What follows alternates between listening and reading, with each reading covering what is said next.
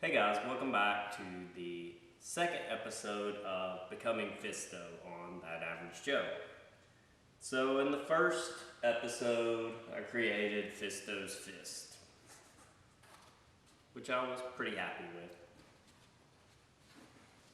The second episode, I wanted to start in on the armor. Not so much the sewn stuff. I'm really not very good at sewing, so I'm always save that for last.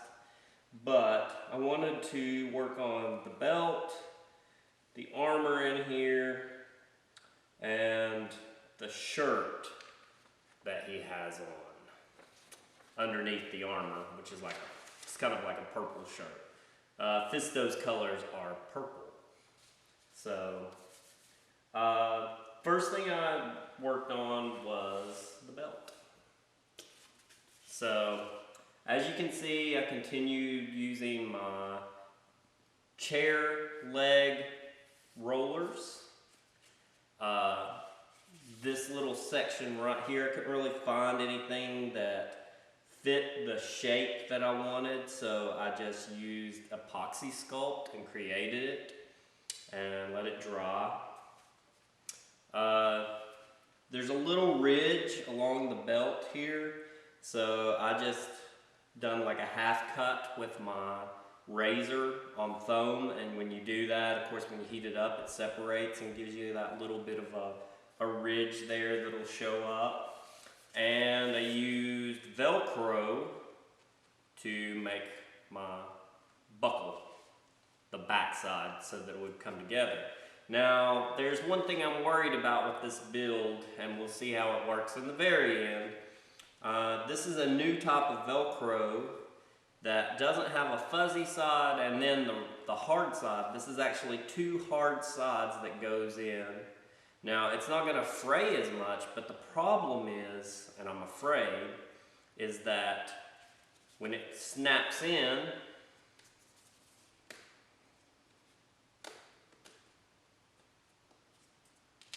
it's a little bit harder to get together than I like.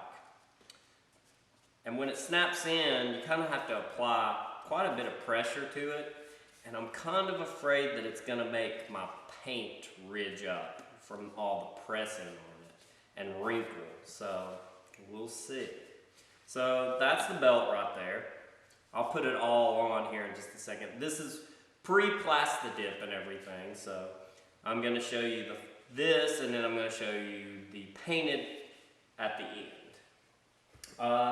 The next part I wanted to work on was actually the circular pieces that go around him that forms the armor. And this is what I came up with. Again, I used this Velcro, which is very hard to get apart too. And I just created the plate there in the front that they'll all connect into. So they just come in, pop together here. I created a couple of straps to make it stick to the actual shoulder piece that goes on. And then I put a back piece inside of it here, so that it'll keep its shape a little bit better when it's over the shirt. Now my back piece, or my shoulder piece, actually looks the funniest right now, because if you'll notice, he has little circles all over his, raised circles all over his shoulder piece. And I was like, what can I use to make those raised circles? So I thought, maybe rubber bouncy balls of different sizes. So that's what I done. Actually used rubber bouncy balls. I cut them in half, and I just cement glued them to, or contact cement glued them to the piece here. It's got 4 pieces of Velcro, which are going to connect to the front piece of my chest piece, or the torso piece, and then my 2 little suspenders in the back. And that is it right now. So I'm gonna put them on, show you the pre-painted version, and then hopefully show you the completed painted version here in just a minute. Oh, one more thing. If you'll notice, I did go ahead and do some of my dye work. He has purple fur on the tops of his boots. So I went ahead and dyed me some fur. I need to brush it a little bit more and get it fluffy again, because I just dyed it this morning. But that, and then I dyed two different types of shirts. I dyed a cotton shirt, which is wrinkly still because it just got finished, and more of like exercise equipment shirt, which I really like how the color turned out on it. It doesn't fit as nicely, but I'm gonna see which one looks best with the armor in the end. So I've got my purple to go underneath my armor piece, and my next step, of course, will be making the boots and the furry underwear, but that's for the next episode. This is about the armor, so I'm gonna try it on, show you how it looks so far, so be right back. So here's what we got so far. Kind of looks silly with all these multicolors and everything like that. I'm hoping it looks better when I paint it, plastic dip, and then paint it. I've not been following any kind of guide as far as Fisto, because there's so many versions of Fisto, and I wanted to do a combination between this new model for a toy and the old Fisto from the He-Man and the Masters of the Universe cartoon. So I'm kind of winging it here. So right now we'll see how it goes. But next step, plastic dip covering and painting, and then you'll get to see it again. So I've applied the paint to my armor pieces. You'll see my purple Fisto belt here. I think the purple come out pretty good. The hard part of the purple really was to keep just pure purple as the color as it went through different phases. You know, there's plum purple and royal purple and everything like that, and it's kind of hard to keep everything matching. And of course, it depending on if you do purple on fabric, it's not going to come out the same purple as spray paint, but I tried my best, so I think it turned out pretty well. Here is the armor painted. I like how it turned out.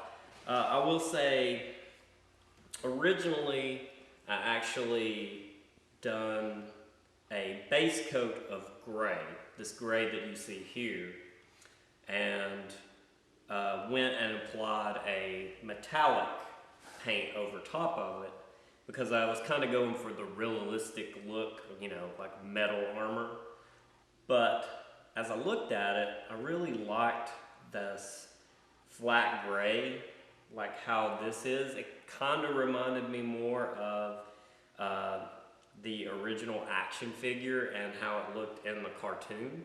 So I wanted to look more like an action figure or the character from the cartoon than I did a real person. So I went back and applied the gray over top again.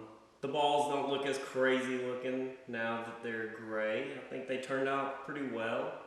The only thing I'm afraid of is when I start taking this apart and everything, how it's going to be as far as wrinkling my paint. Now my paint was a type of paint that I think won't wrinkle very, very much when I'm having to do that, but we'll see. I will say I was going to make this into 3 parts.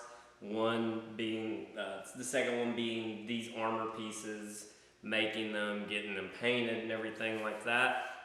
But I am coming up on the convention this week, and I kind of hit this second surge, and I was like, I'm gonna go ahead and get this finished. So The next phase after the armor would be my fuzzy underwear and my boots. And like I said, I've already dyed a shirt that will go on underneath this. And so sewing is my absolute weak point. I am in no way a great costumer to begin with, but out of everything, I would say sewing is my number one weakness. So I was very much afraid of sewing things, and that's why I saved those pieces for last. But I made some fuzzy underwear. What I did was I went to Joann's Fabric, and if you have a Joann's in your area, I highly recommend going and using them because the first thing she asked me was, "What are you making?" And I said, "A Fisto costume." And she was like, "Fisto from He-Man?" And we were good buddies from then on.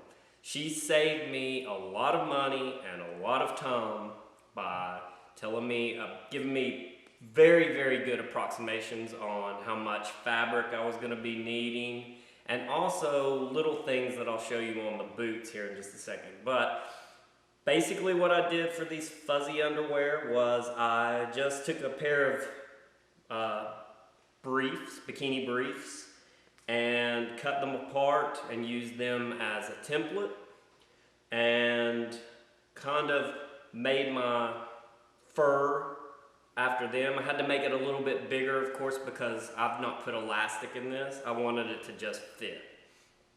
The hard part was, as I was trying to bring them up my legs each time, it would get stuck. So they turned out to be a little bit shorter than I approximated them to be, but I mean, honestly, the He-Man figures are even shorter than this, so it kind of turned out in my benefit. So those are the furry underwear. And what I did, these are probably my roughest pieces out of the whole thing here. Like I said, I am by no means a seamster or seam whatever. But she was able to recommend, I think they call this duck cloth. It's very durable and like a very thick cloth that can stand up on its own. Plus it was on sale. And when I went to go get more fur to do the top, she was able to show me where they had just little pieces of this that was already this size, and helped me even pick out a dye that was made specifically to do these synthetic fibers like that. And also, I didn't have to cut any of the strapping because she showed me where there was strapping that was already like this. The strapping was a little bit harder to do than I thought it was going to be. These are just boot covers over a boot. So this strapping I put on, used pins to put it in, and then hand sewed in all the places that I had the pins. So it's kind of still got that loose feel, but it's on there. They're not going to move. And then I put elastic on the bottoms here so that they stick to my boots. Now I am going to shore these up a little bit right before the convention and everything like that, so they go down onto my boots just a little bit better. But I'm okay with it. I mean, they're supposed to be like a barbarian top boots, so they're not going to be very flashy, let's say. Anyways, so I have not put all of this stuff on. I've not tried it. I've not tried putting the entire costume on.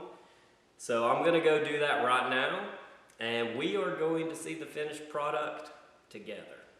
Now, the day of the convention, Fisto has reddish hair and everything, and I've actually got a spray that that's coming in that I really like. It's like I get it on Amazon. It gives it a copper tint, which is more like what he has. And he slicks his hair back and everything like that. I'll have all that for the convention, but for this I'm just gonna try on this armor and see what it looks like, so I'll be right back.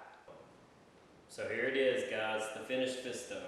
There's a couple of places where I'm gonna have to repaint right in here where it's shaped a little bit different once I'm inside of it. Here's the pants, boots, the glove, the underwear, and the belt don't show up as much as I would hope.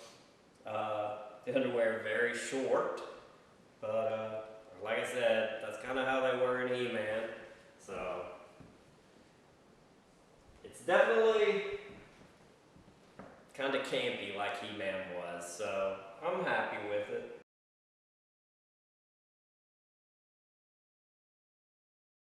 So a little edit to this video.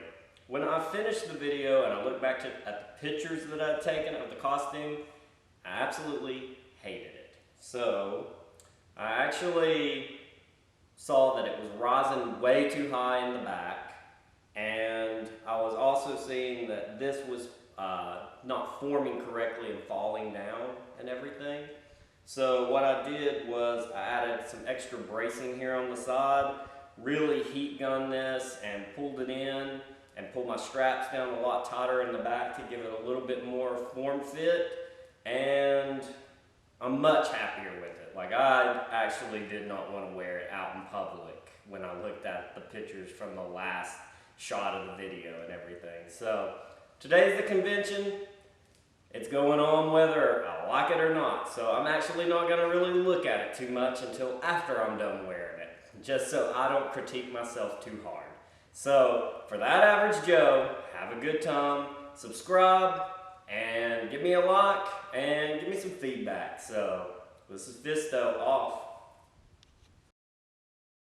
Subscribe. Subscribe.